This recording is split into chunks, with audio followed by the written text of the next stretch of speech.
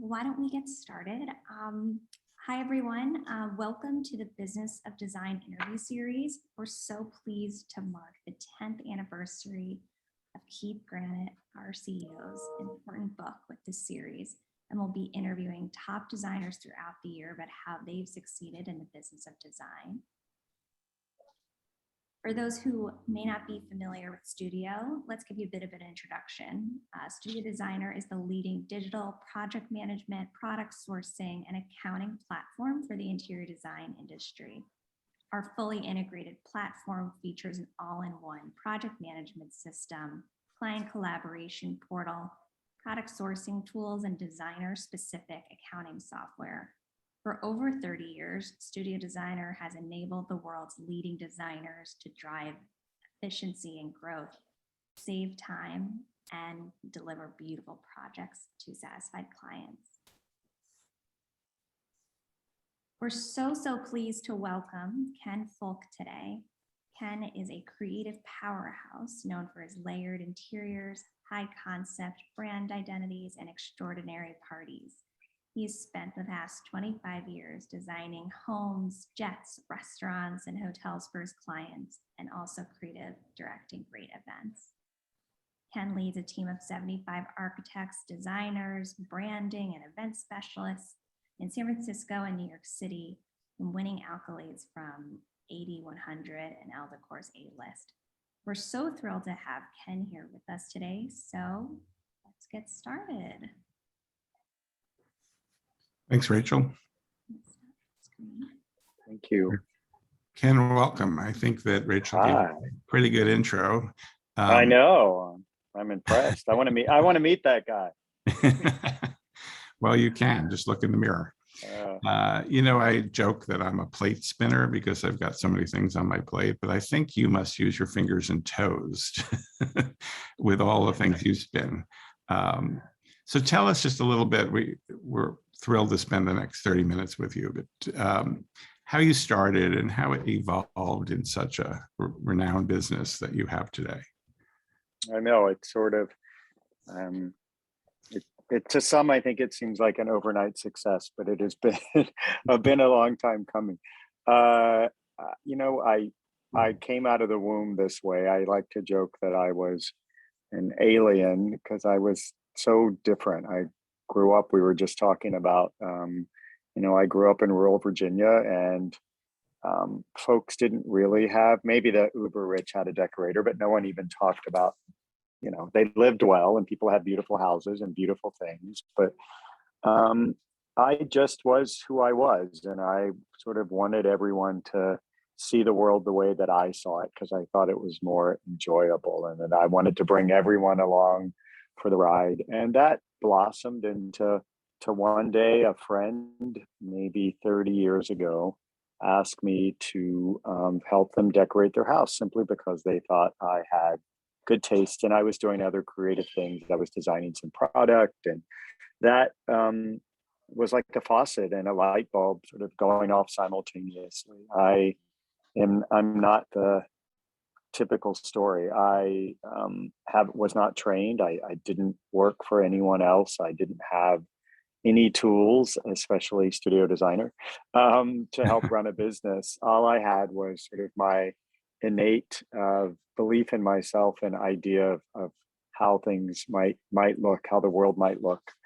And eventually, I've hired incredibly talented people who are far smarter than I and far, highly trained, and built a business. And we really didn't have a model for it because we do so many different things. I never wanted to be sort of pigeonholed into the idea that this is what you're supposed to do. I used to equate it to a singer who didn't want to take voice lessons for fear of losing something. I didn't want to create a business that was based on someone else's idea of what it was supposed to be like. I wasn't that I didn't want to learn. I certainly wanted to learn everything, but I didn't want to shut doors. I wanted to figure it out. And so we built this somewhat unorthodox business. And but in the end, we've become sort of creative resource and the creative director of our clients' lives, whether that's for something like an event or that may last a day or 3 or 4 days, or for a house that may last generations, or a hotel or club that may touch thousands of people. We really do approach all of it in the same manner, but I don't think it would have happened had I taken a traditional route, and I don't think I could have planned it. It almost feels ordained now, but it certainly was a happy accident. That's great. So it's really as much about experiences and also sort of molding it to your clients' lives and what their needs are, I would imagine. It utterly is. I mean, long before people use the word, everyone uses the word experience now. Everyone wants to have experiences, but somehow I understood that long ago, that's what mattered. You know, our clients, most of whom have lots of money, and they could have anything they want, but you know, for them, it's not simply about accumulation or about status. It's about imprinting memories, capturing, because it's truly, when you think about it, especially coming out of the moment that we've been in, you know, I think we all recognize that that's what we take away while we love, you know, and certainly the spaces that we live our lives and what they look like and feel like, of course it matters, but it's really those experiences that we take away. And I think that's what's really helped us build our business, was that we had an understanding of that, and we never would simply deliver a home.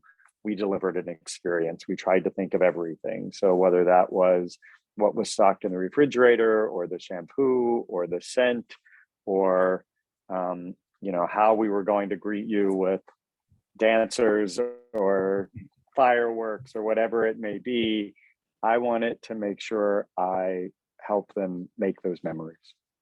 That's awesome. You know, you said something that hit a note with me, because I spent 8 years at Gensler, and Art Gensler always used to say, it's not about me being a good architect, it's about me hiring smart and talented people and surrounding myself with the right people. And I think it was one of the first things you said, is that I went and hired some smart people. And I do think that it's all about, you know, who you surround yourself with, and that you really pare down what it is you do best, and then let them do what they do best. And it sounds like you adopted that. It's true. It's one of the ways I think that you've probably witnessed it, just given the volume of, like, I remember at one point we didn't have enough like things on an invoice to be able to fill out all of them. I'm like, no, we have thousands of things on an invoice. And so yeah, I think that getting really talented people has been certainly the key. It's something we joke. It's sort of like joining a cult. We aren't like other places. We are crazy and frantic in some ways, but it's really all because I truly believe in the people that work with me, and we trust them and allow them to sort of bring their own. I never think I have the best idea in the room, and we really try to allow everyone who works with us to bring their best and their brightest, and me feeling comfortable enough to let that happen. It also allows me to remain weirdly involved in even minute details, because I have such competent people leading these teams. And so it's been a real, years ago, I thought I needed sort of a mini me. I was going to hire this illustrious design director to help run the firm, and I felt like it was really an important thing. And we interviewed everyone, and I was like, I don't care where they live, I don't care how much money, I just want to see the people and whether we can afford them or whether they want to move or not. And it ended up that a big recognition on my part that I already had a team of design directors. All of my senior designers basically act as their own design directors. And I didn't need someone between me and them. What I needed to do was empower them. and lift them up and let them become their sort of own design directors alongside me. And it really allowed me to do so much more, and us as a firm to do so much more. And that was another really, I think, important, perhaps accidental decision in the process, but it's all because of, maybe, I don't know, 80 some people now that each of them are incredibly dedicated and incredibly talented. Great. Yeah. You said earlier also that, you just sort of jumped in with both feet and sort of didn't look at, what tools were out there or what other people were doing. And I often tell clients that don't sort of try to emulate anyone, because you only are who you are. And, just let that shine, and your true talent is going to be your value. Put good systems in place and manage your office well and treat your people well, but ultimately your talent is what's going to determine your value. So I think you've done that quite well. You mentioned earlier about designing product, and I know you have new collections with Pierre Frey. Do you want to tell us a little bit about that? Of course. Yay. Happy to. We've also done, I sort of waited a long time to do product.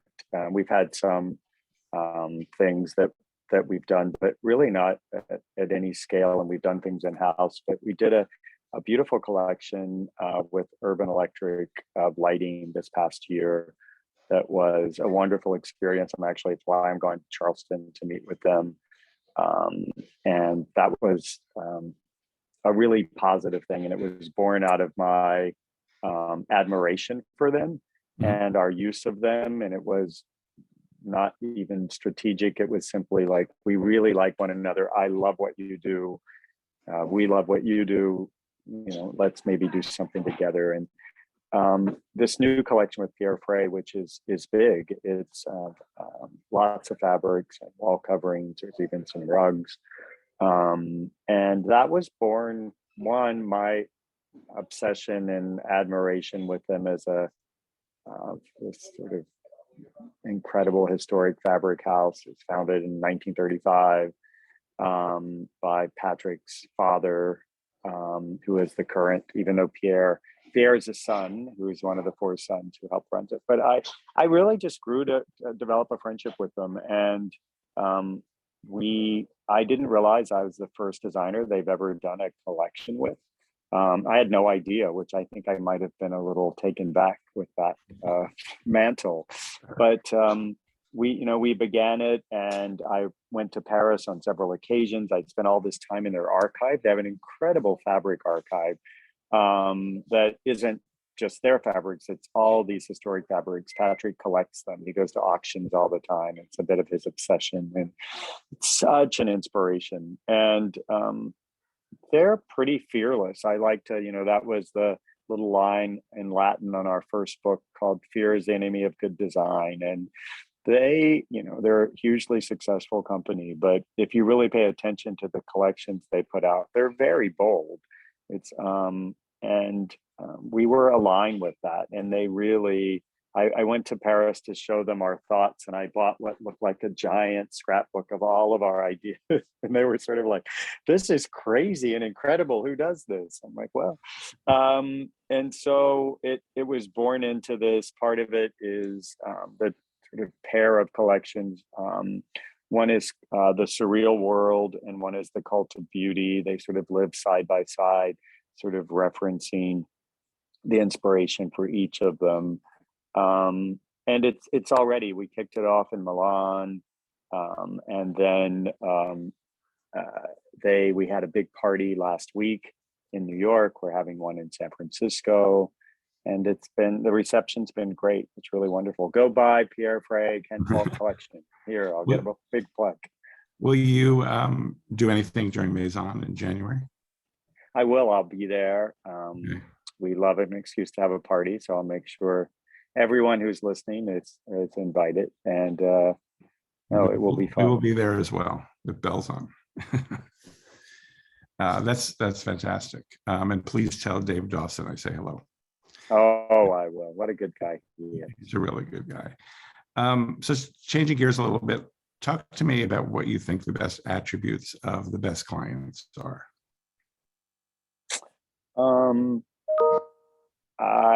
I think it might have been Frank Lloyd Wright who said this, or I might just be making it up. Maybe I said it, but not the quote is, not all my friends are clients, but all my clients are friends.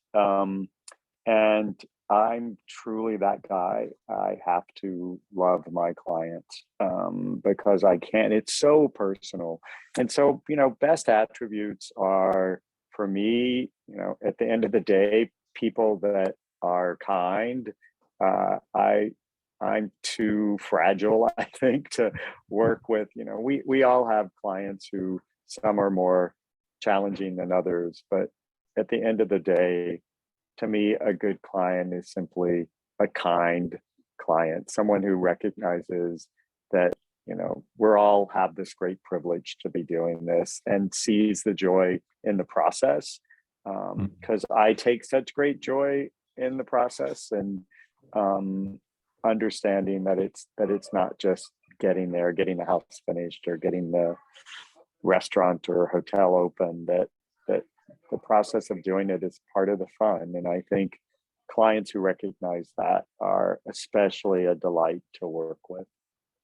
And then, we have clients that we don't see anything. We deliver everything, and it's sort of, which has its own stress. People have always been amazed that we do that, because it's such a risky endeavor, because I stand by everything, yet we've built a house for clients that they haven't seen it. I bought a house for clients that they haven't seen. But that has its own crazy stress. And then, we do projects where clients are intimately involved and want to touch and see and feel every detail. And that's a joy too, because they care about it in a nice way. So I think, I'm equally fortunate on the client front to have spectacular clients. I'm not I joke, I'm like, I may not be your first designer, but I'm your last at my clients, because I'm a crazy monogamist, and it's such it's a lot of work. And as I said, it's so intimate to get these relationships going, and I care so deeply about them that it matters. It matters a lot to me, and I think it's why I love my job so much. It's not just that I get to go out and create beautiful things, but I get to do it with beautiful people.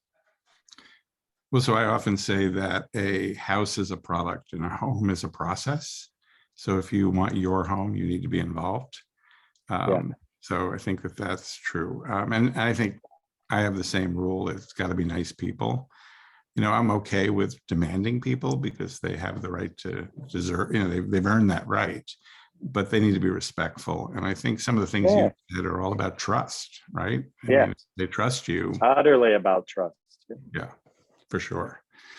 So let's switch gears to Studio Designer, because you've been such a faithful and long-time user of that, and we very much appreciate it. How do you think if you know even how it's helped your office? I know.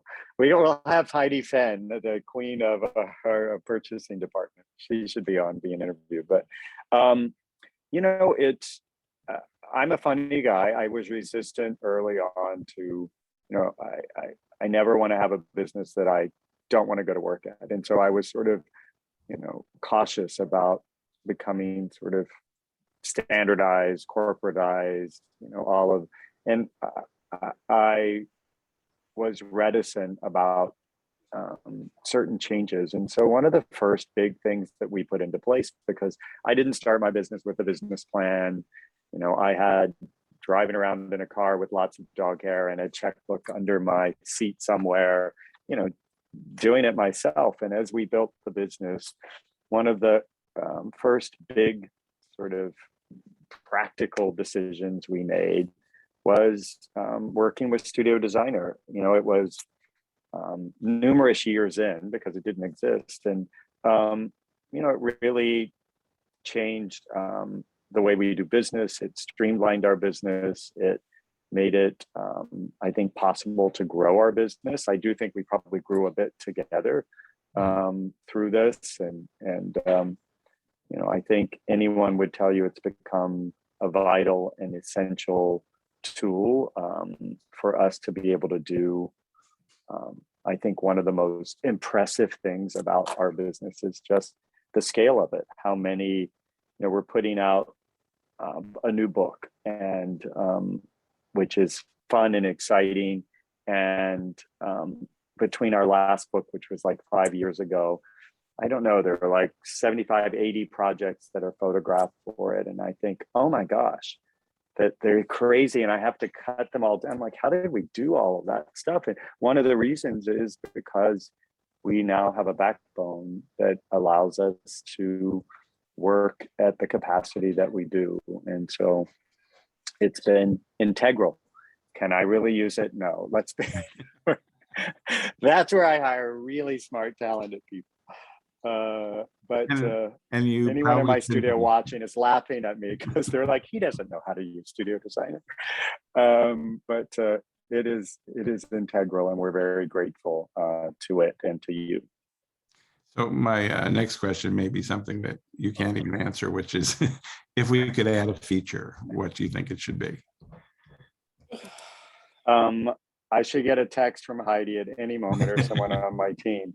I do know that, early on, I think we were maxing out the number of categories we had, or the number of line items, or what. But I think in general, I know we just launched another new upgrade, right? Yes. I believe that. And so I don't know. I don't have any feedback from that one yet. I haven't heard people screaming, because anytime we have to do something new, it's always like the learning curve or the change. But so I'm getting a no. We have to, our volume is always a challenge. That's what someone's saying. Okay. We have too many items. All right. Turn up the volume, Keith. Turn up the volume. Okay. More inventory reports. Now, see, I'm getting text. I'm watching them come across. Be careful what you ask for. Exactly. We'll talk to them offline and okay. Get all that feedback. Thank you. And I know you have a plane to catch, so we're going to make this quick, but I'm looking at it. I can see it across the tarmac over there. Oh, you can? Okay. Don't leave me. I won't. Or it won't, let's hope. It's hard to think about all you've done and all you probably want to do. I wonder what that next project is that you haven't done that you would like to do. Is there something that you haven't really done at this point? It's hard to believe. Our book is entitled, our new book is entitled The Movie in My Mind. Anyone who works with me knows I refer to our projects as movies. And part of that is because I've sort of learned, since I wasn't trained, I can't draw, I can't sketch, I don't use CAD, I have no way, I don't have a visual way to express myself. So I express myself with words, and it's almost like a movie pitch. I call them, this is the movie, and I give the pitch of how I see the movie, and then we bring it to life. So we start every project with words, which may be weird for a design company to start their projects with words, but it's how we do it. And those words stay attached and they become, and so I do think that we might have a movie in us. I don't know whether it's a documentary about what we do or, but for me, it's been such a reference point. It's sort of how I see the world. I've always seen it in a very cinematic fashion. We all talk about Wes Anderson because he brings to life these sort of overly like hyper realized things. And, certainly I've related to that, but it's truly kind of the lens that I've looked at life with. And I think putting that to practice would be something very exciting for me. We've worked in fashion, we've worked in, across all of these platforms, but I think that could be maybe the next one. Huh. And I want to say that, putting your vision in words is actually somewhat of a, not common practice, but I have clients that do that because it's really important to sort of document that vision in a way that if you're entering the project later, or you want to remind yourself, hey, this is what we really wanted this project to be, let's stay focused on that vision. So the words, it's the make total guidepost. sense. Yeah, that's great. I know that the job market or the employee pool in San Francisco is really slim these days. I think everywhere, because everyone's been hiring, and we've certainly have seen that growth. Are you finding that a challenge to find talent to hire? It's always a challenge. I mean, it does help when you have, a name that, people want to come and work with you, but, we're all sort of swimming in the same pool looking for talented people. And we're an interesting and intriguing place. It's not easy. It's like, you have to be ready to come in and jump into the deep end of the pool with us. But it's a challenge, yet somehow we always tend to find incredible people. There's no secret to it. I mean, I think the good fortune of having a reputation and a name that you build helps to bring people to you. But it's true. It's across, I think, many industries, certainly, as a result of the fortunate few in the design world who've been really busy, or the many who've been really busy through this period, have just amplified it. We see in New York, we do a lot of hiring there. It's a little easier because the pool is bigger. San Francisco is just smaller. But I think also a little bit, you see people willing to be in different places. And so we see talent coming from not just local pools, people willing to change their lives and move and be. And we've become much more flexible about how we work. And, I do think it's important that we all still get to come together and have that energy that happens, but allowing people flexibility, and that has certainly helped keep our team together. I mean, who would have thought that you could take, I thought 2 weeks was going to be a long time to not be in the studio, and then suddenly it turned into a year. And just amazing that we were able to do all of our work, because my kind of mandate from the beginning was, there may be lots of reasons things are delayed. We will not be one of them. Like, we will do our work and we'll get it done, and we will not be the excuse. And so we did. Such a proud moment for me. But yeah, and we are hiring. I got another note. People are, we are hiring. If you want to come work for the most fun, incredible design firm in the country, come see us. and you have offices Work at kenfulk.com. in San Francisco and New New York. Offices in San Francisco and New York, and we do work around the world. So London, France, the Middle East, wherever we'll go. Have taste, we'll travel. Well, I'm going to go catch that plane. I was just saying, don't miss the plane. Here, I'll show you my beautiful JetBlue plane sitting over there.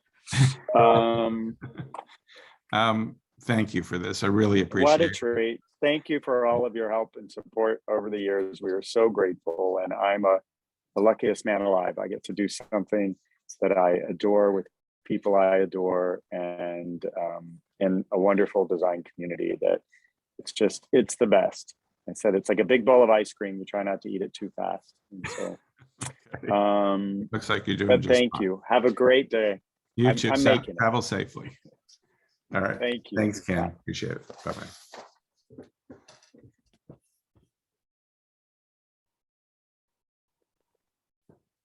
Oh, thank you all so much for joining us. Just to wrap things up a bit, if you do want to learn more about Studio Designer, we are the top business platform for design, and please email us at info@studiodesigner.com or visit us on our website. We have an online demo every Tuesday at 2 p.m. Eastern. To sign up or reach out, and we'd love to chat with you so you can learn more. Please join us next month when Keith will be interviewing another extraordinary West Coast designer, Suzanne Tucker, on Tuesday, December 7th. Hope to see you then. Thanks so much for everyone who's joined us today. Bye. Thank you, everyone. Appreciate your attendance.